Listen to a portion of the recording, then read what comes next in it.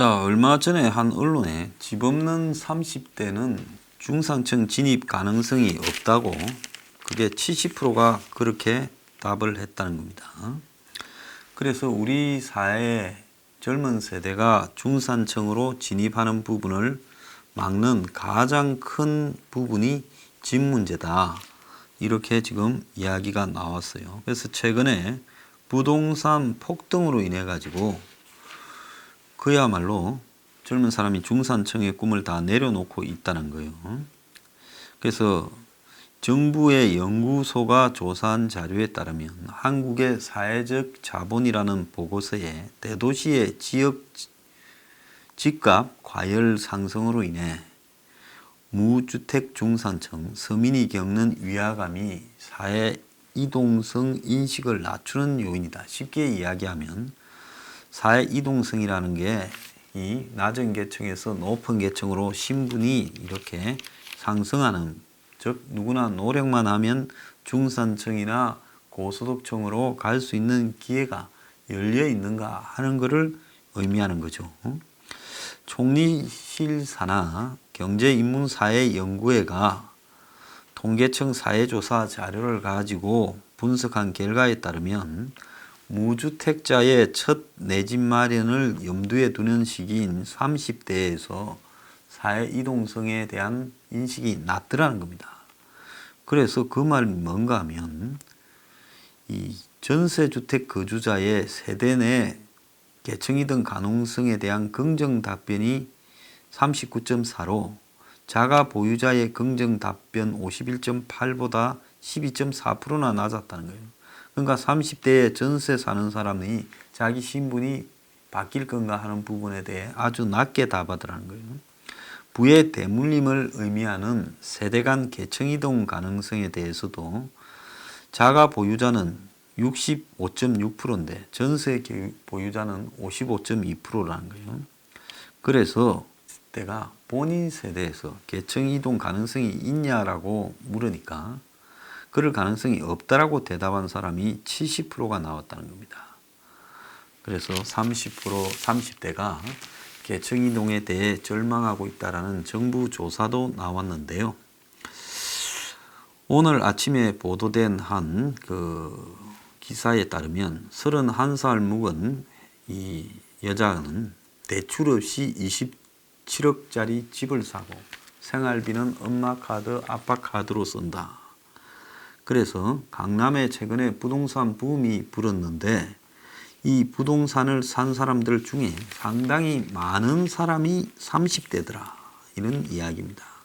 작년 1월부터 10월까지 개인 대출 없는 집이 310건이었고 30, 40대가 전체 집을 산 세대 중에 한 70%가 되었다는 겁니다. 40대가 371명, 30대가 247명이었다는 거예요. 그래서 이 둘을 합치면 600건이 넘는 이런 집 구매가 있었는데요. 그래서 이 사람들은 그 금수저인데, 한마디로 이 금수저 30, 40대가 초고가 아파트들을 빚 없이 사들였고 이렇게 해서 쓸어 담은 뒤에 몇 달 뒤에 수억 원씩 다 올랐다는 겁니다. 강남 상구의 대표적인 아파트들이 이런 금수저들이 다 빚도 얻지 않고 쓸어 담았다는 거예요. 자, 이 결과가 88년생 한 여성은요, 이제 구체적인 예를 들어 설명합니다. 지난해 6월에 서초 반포에 아크로 리버파크 84평방미터 14층짜리를 27억 4천에 샀다는 거예요. 작년 6월에요. 그러니까 2019년 6월에 부동산 등기에는 대출 기록이 없었다는 겁니다. 자, 그런데 이 아파트는 지난 10월에 34억의 거래가 이루어져서 평당 1억씩을 찍었는데 이 사람은 아파트를 이 27평밖에 안 되는 아파트를 평당 1억에 사고도 4개월 만에 6억 6천만 원이나 뛰었다는 겁니다. 2018년에 태어난 한 애는 2살인데 잠실 리센츠 아파트 124평방미터 18층짜리 지분을 가지고 있대요. 76년생인 그의 아버지는 지난해 6월에 이 아파트를 23억에 대출 없이 매입해서 본인이 47, 부인 36, 2살짜리 애 17로 나눠 가졌다는 겁니다. 그래서 이 2살짜리가 지분을 취득하면서 증여받은 금액은 3억 9,100만 원이고, 그래서 증여 부분에 6,200을 세금으로 내야 되는데, 그런데 당시 시세대로 전세 8억을 끼고 조부로부터 증여세 면제를 받는 기준인 2천만 원을 현금을 받았다면, 그러면 얘가 내야 될 아파트 사면서 증여세가 3천만 원으로 줄어드는 거죠. 그래서 이런 방법들을 동원해 가지고 작년에 1월부터 10월 서울 초고가 아파트 한 600여 건을 조사를 해 보니까 30, 40대가 다 쓸어 담았는데 87년생 캐나다 국적인 애가 20억 3천만 원에 서빙고 신동아 아파트를 샀고, 88년생인 애는 부모와 공동 명의로 잠실 리센처 아파트를 15억을 주고 샀고, 이런 식으로 30, 40대가 막 사들이더라는 겁니다. 그럼 왜 이 사람들은 이런 식으로 남들이 봤을 때는 이미 엄청나게 비쌌는데 그 아파트를 샀을까? 좀 이해가 안 가지요. 그 오래된 아파트들이 그걸 왜 샀을까? 그게 익숙함과 강남 불패 신화라는 겁니다. 원래 자기들이 강남하고 용산에 살던 금수저들이 자신들이 살던 익숙한 곳에서 또 주변에 아파트를 샀고, 이미 이 동네는 그들만의 리그가 돼 버렸다는 겁니다. 그래서 강남의 30, 40대는 어릴 때부터 강남에 살면서 부모들이 부동산으로 자산을 늘리는 것을 보고, 그래서 집값은, 강남 집값은 계속 오른다라는 신화를 가지고 있고, 근데 이들이 뭔 돈으로 30, 40대인데 몇십억이 다 있었을까? 증여세가 결정적이라는 거죠. 강남 용산의 부촌은 50대부터 이제 애들한테 찔끔찔끔씩 온갖 방법으로 돈을 주는데, 그래서 30, 40대의 경우에 경제 활동을 하기 때문에 부모로부터 받은 증여 돈이 아니다. 니 갑자기 돈이 생겼다 하면 국세청이 묻잖아요. 네, 뭐 회사에서 받았다. 그럼 자영업에서 받았다. 이렇게 해서 부모로부터 받은 증여액을 감추기가 수월하고, 또 대출 원리금 상환을 해도 은행에서 빌린 대출 원리금을 갚아도 사실은 부모가 갚아주고도 내가 갚은 것처럼 속이기도 좋다는 겁니다.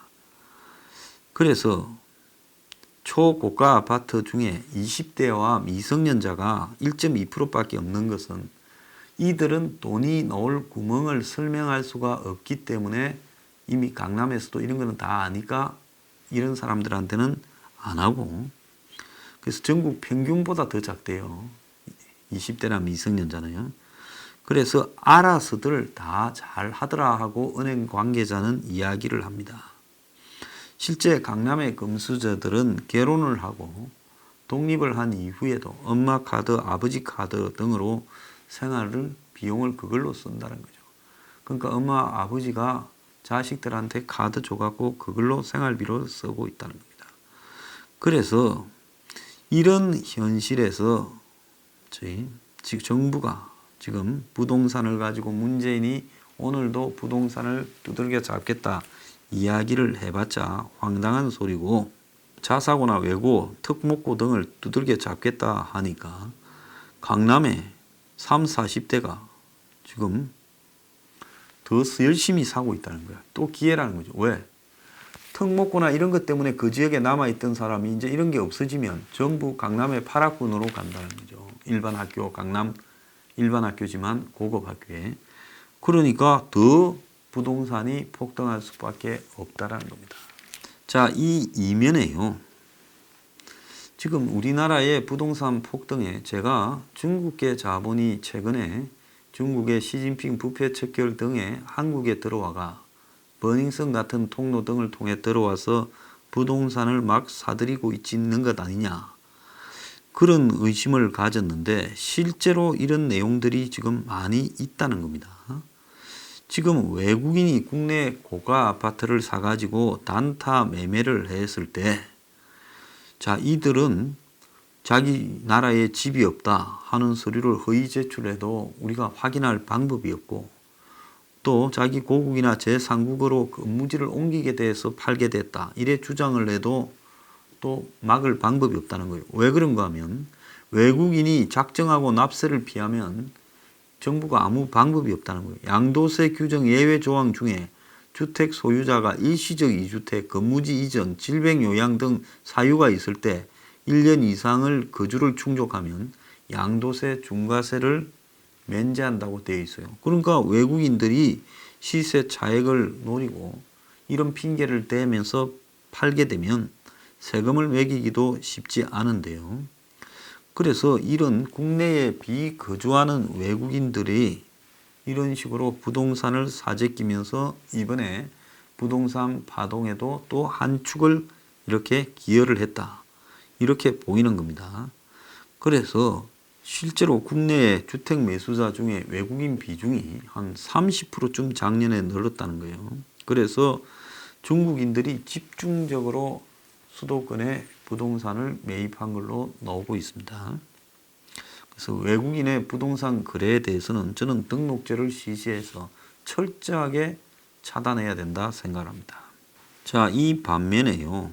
이 베이비 부머 세대인 그 55년생이 지금 63년생까지 베이비 부머라 그러는데 한 724만 명쯤 된대요. 근데 그 55세가 올해 한국 나이로 65세, 즉 법적으로 노인이 됩니다. 71만 명이라는 거예요. 자, 그래서 그전에는 이런 이 나이 한 살에 노인이 되는 처럼 진입하는 세대가 4, 50만 명이었는데 이때는 많이 태어나가지고 지금 이 노인 숫자가 차원이 다른 지금 고령화가 진전이 되고 있는데, 그래서 이 55년생 65세가 지금 가만히 보니, 자, 어쩌다가 이제 나이가 들어서 이제 벌써 내내 연령이 할배 나이가 됐는데, 그러면 이들이 이제 노후를 살아가기 위해서 받는 돈이 어떠느냐 보니 55년생 중에 국민연금을 받는 사람이 32만 4,300명밖에 안 된다는 겁니다. 아까 말한 55년생이 70 얼마입니까? 이 71만 명인데 71만 명 중에서 국민연금을 받는 사람이 32만 명밖에 안 된다는 거예요. 45.8%란 거예요. 그러면 이 사람들한테 얼마를 받느냐 물어보니 평균 52만 원을 받는다는 겁니다. 그래서 돈을 당겨 받는 사람이 그 중에서 5만 8천 명이고 연기해서 이제 나중에 받겠다는 사람이 6,400명이래요. 그러니까 당겨 받는 사람이 이렇게 많다는 것은 급하다는 거죠. 돈 쓸 때가. 61세 넘어도 계속 보험료를 납입해서 나중에 이미 계속 가입자로 돈을 좀 더 많이 받겠다는 사람은 2만 8천 명이라고 합니다. 그러니까 이 중에 55% 정도는 국민연금이 하나도 없어요. 국가에서 주는 아마 기초 노령연금 20, 30만 원이 전부일 거라고 보입니다. 그런데 연금을 받는 사람도 50만 원밖에 안 되니 이 연금 50만 원을 평균 받아봤자 이걸로 생활이 될 리도 없다라는 겁니다. 그래서 총 숫자가 800만 명에 가까운 55년부터 63년생까지가 이제 65세에 진입 시작하는데, 그런데 이들의 그 65세에서 75세, 자, 올해부터 이 사람들이 그 출생보다 이제 사망이 많아서 인구 감소가 시작되는 연령대가 이제 본격적으로 되고요. 그런데 우리나라의 이 이제 노령 세대의 만족도, 즉 65세부터 75세까지의 삶의 만족도가 얼마냐라고 만점 10점에 조사를 해보니까 5.9점 나오더라는 겁니다. 나이가 들어갈수록 55세 정도부터 나이가 더 들어갈수록 삶의 만족도가 현저하게 떨어지더라는 거고요. 그 다음에 이런 그 노인 세대의 또 다른 지금 문제로는 디지털 소외. 10명 중에 7명이 무인 주문기, 요즘 식당에 가면 무인 주문기 같은 게 많잖아요. 이런 부분들을 한 번도 써보지를 못했다는 겁니다. 자, 그러니까 거기에 두려움을 느끼게 되고 가면 당황해서 안 되는 거죠. 그래서 극장에 가도 또 패스트푸드를 주문하려 해도 이 디지털 소외 현상 때문에 다 어려움을 겪고 있다라는 겁니다. 자, 나라에 이 30대가 부모 물려준 돈으로 수십억짜리 아파트 사들여서 또 수억씩 버는데 평생을 일한 베이비부머 세대가 이제 이 노령층에 진입을 하는데 국가적으로는 이제 노인이 많아지고 인구 감소가 시작이 되고 또 그들의 노인의 세대를 갖다가 유지시켜 줄 연금은 또 적습니다. 자, 그래서 이 사람들이 앞으로 몇 살까지 일을 해야 되냐? 65%가 준비가 부족해서 일을 해야 된다. 그래서 일하는 노인층 비중이 OECD 국가 중에 한국이 제일 높고 나이가 들수록 삶의 만족도가 떨어진다고 이야기를 하고 있습니다. 은퇴 후에 남은 시간이 한국이 제일 짧다는 거죠. 일반 OECD 회원 평균은 남자는 65.4세에 은퇴해서 17.8년을 더 살아요. 일 안 하고요. 여자는 63.7세에 은퇴해서 22.5년을 더 살아요. 그런데 한국은 남자는 72.3세에 은퇴해서 12.9년 살다가 가고 여자는 72.3세에 은퇴해서 16.3년을 더 살다가 간다는 거예요. 그러니까 거의 몸이 움직일 때까지 일하다가 그 다음에 은퇴할 때는 몸이 안 움직일 때 은퇴하고 좀 있으면 이제 죽는다는 겁니다. 그래서 우리나라의 이 노인 국가로 가고 있는 부분에서요, 이 국가적인 대책이나 이 여러 가지 방향 수립이 되지 않고는 이제 이거 정말 빈곤 노인 문제 때문에 큰 문제가 생길 거라고 보고 있습니다.